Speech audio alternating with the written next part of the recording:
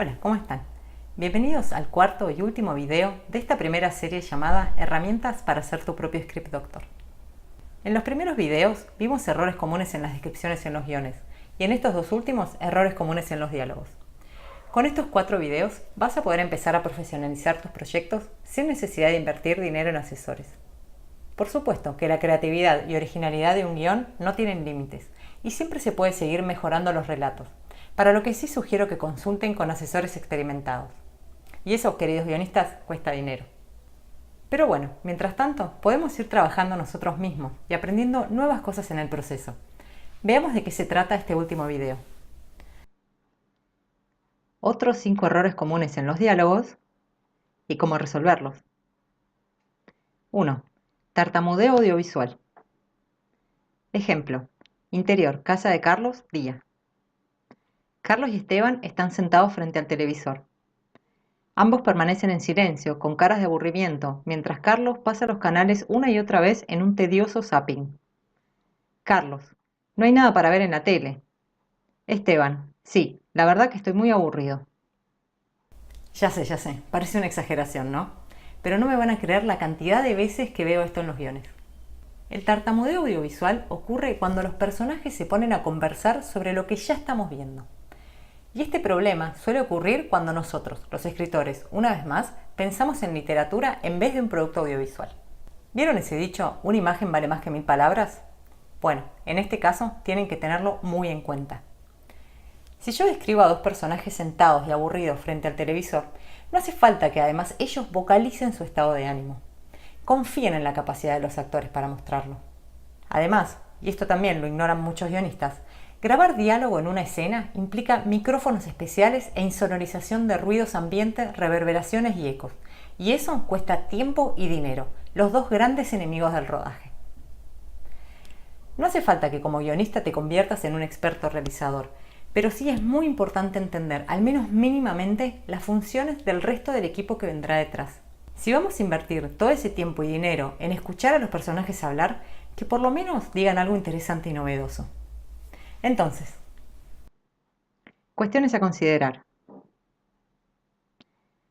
No subestimar la imagen de una película.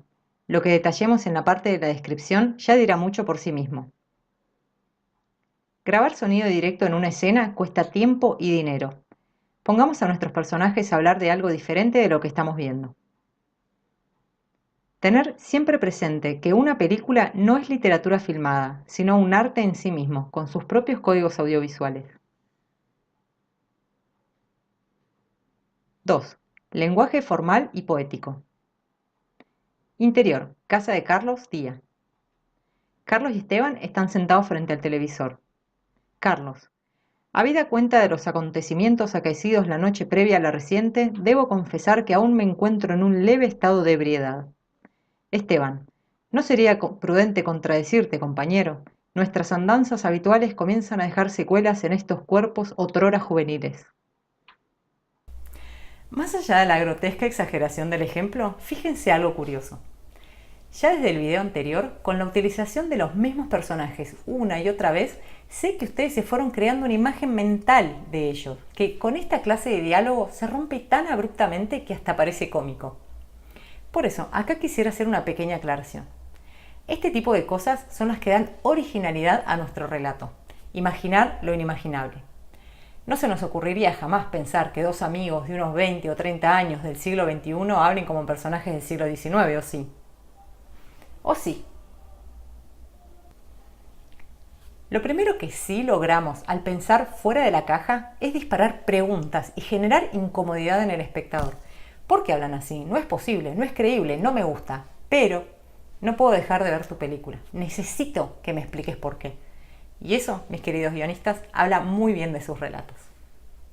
Pero bueno, volviendo al grotesco ejemplo, el lenguaje formal y poético tiende a aparecer cuando no queremos arriesgar demasiado utilizando palabras comunes o el lunfardo, porque creemos que nuestro guión va a ser muy básico.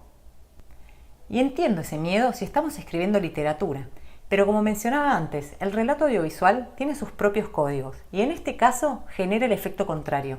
Es la formalidad extrema lo que lo vuelve inverosímil. Entonces, ¿cómo lo resolvemos? Mantener los diálogos simples, con palabras de uso cotidiano. La formalidad extrema vuelve inverosímiles los diálogos. Aún en escenarios formales hay que tener cuidado con ella. La poética extrema ocupa demasiado lugar en una herramienta pensada para el uso práctico y rápido de todo un equipo de producción. 3. Todos hablan igual. Antes de pasar al ejemplo, que ya me parece que se dan cuenta por dónde viene la mano, en el caso de Carlos y Esteban, como tienen la misma edad, son amigos y en principio suponemos que de una clase social similar, no es raro que hablen de manera similar.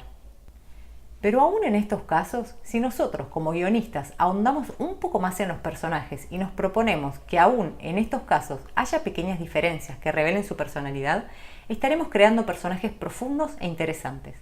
Veamos primero el ejemplo erróneo. Interior, casa de Carlos, día.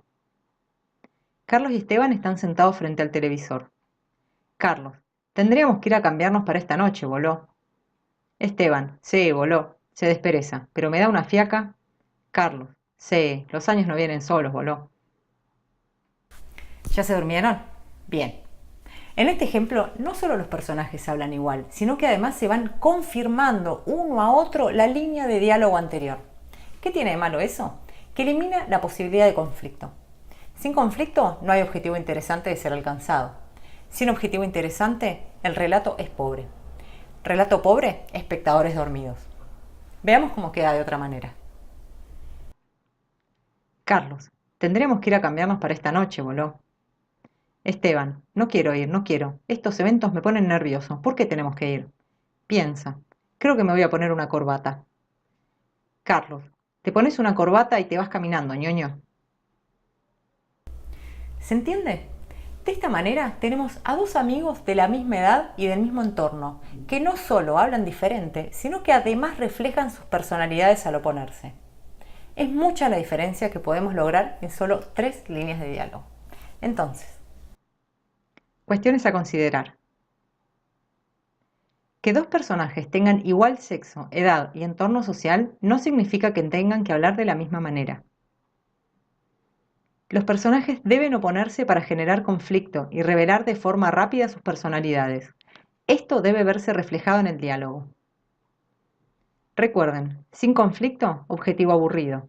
Objetivo aburrido, relato pobre. Relato pobre, espectadores dormidos.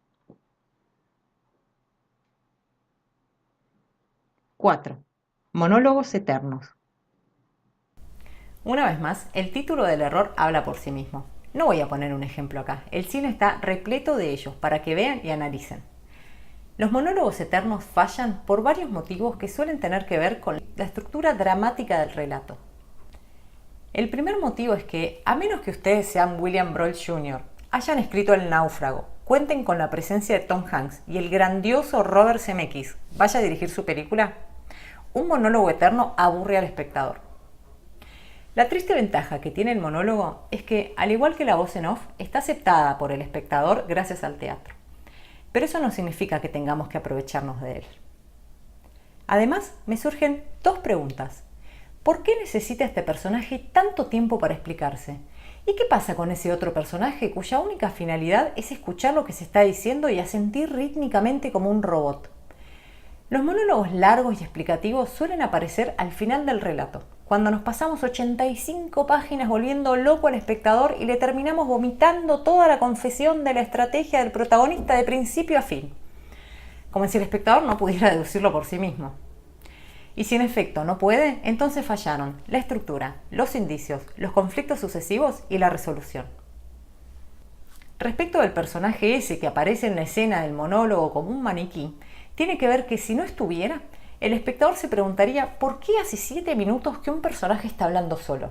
Entonces insertamos rápidamente la figurita del escuchador. El escuchador no es otro que el espectador personificado, porque el monólogo eterno, en general, es para explicarle cosas al espectador, no al compañero, quien además probablemente ya esté al tanto de todo.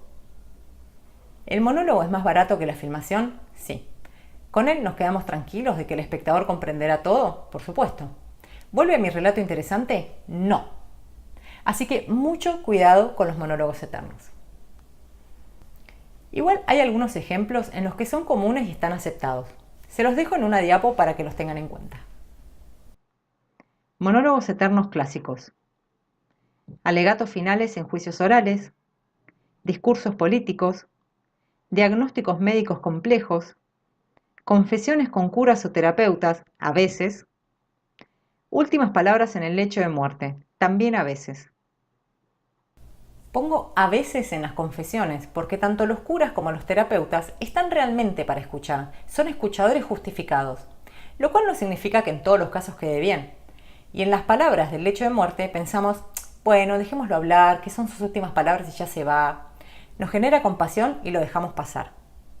Pero, una vez más, en todos estos casos, nada es interés garantizado en el espectador. Aún en los discursos largos inevitables, podemos ir intercalando con otras cosas para que no decaiga el interés. Entonces, Cuestiones a considerar. No subestimar la capacidad de comprensión del espectador. Si vamos mostrando la estrategia con indicios y pequeños conflictos sucesivos, seguramente pueda comprender el resultado final. Convertir al escuchador en un personaje que se oponga al monologuista, que le ofrezca resistencia, otro punto de vista, desacuerdos. Cuidado con los monólogos aceptados. Si son necesarios, intercalarlos con otras cosas para que el interés no decaiga. 5. Ping-pong de preguntas y respuestas que no tienen relevancia dramática.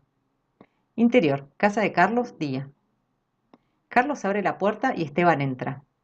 Carlos, ¿cómo andás? Esteban, bien, ¿vos? Carlos, ¿todo bien? ¿Novedades? Esteban, nada. Carlos, ¿querés una cerveza? Esteban, dale. este último error se da mucho al comienzo de los guiones, cuando todavía no sabemos bien cómo hacer interactuar a nuestros personajes. Están un poco fríos y acartonados en nuestra mente, entonces hacemos una entrada en calor con este ping-pong irrelevante. Y una vez más, como comentaba en el video anterior, si sirve para ir conociendo a nuestros personajes está muy bien, pero tenemos que acordarnos de reescribirlo después. El ping-pong irrelevante ocupa lugar en el guión. Y ya le comenté lo que pasa con el guión, ¿no? Es una herramienta de trabajo de todo un equipo de producción, en general desquiciado, sin tiempo ni paciencia para prestarle atención a cualquier cosa que no tenga sentido. Anticípense a esto, manteniendo el guión limpio, prolijo y pragmático.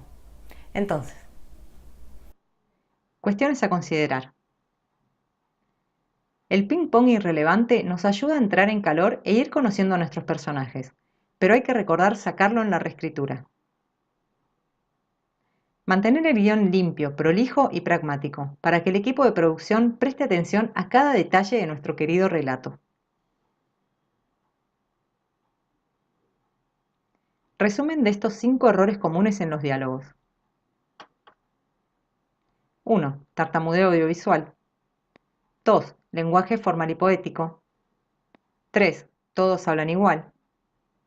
4. Monólogos eternos. Y 5. Ping-pong de preguntas y respuestas que no tiene relevancia dramática. bueno, eso es todo por hoy. Espero que estos 4 videos los ayuden a ir aprendiendo un poco del oficio de Script Doctor y que puedan ir profesionalizando su trabajo sin necesidad de invertir dinero. Ante cualquier duda, ya saben, me dejan un comentario o me escriben a lau.guionista@gmail.com. Nos vemos en el próximo video.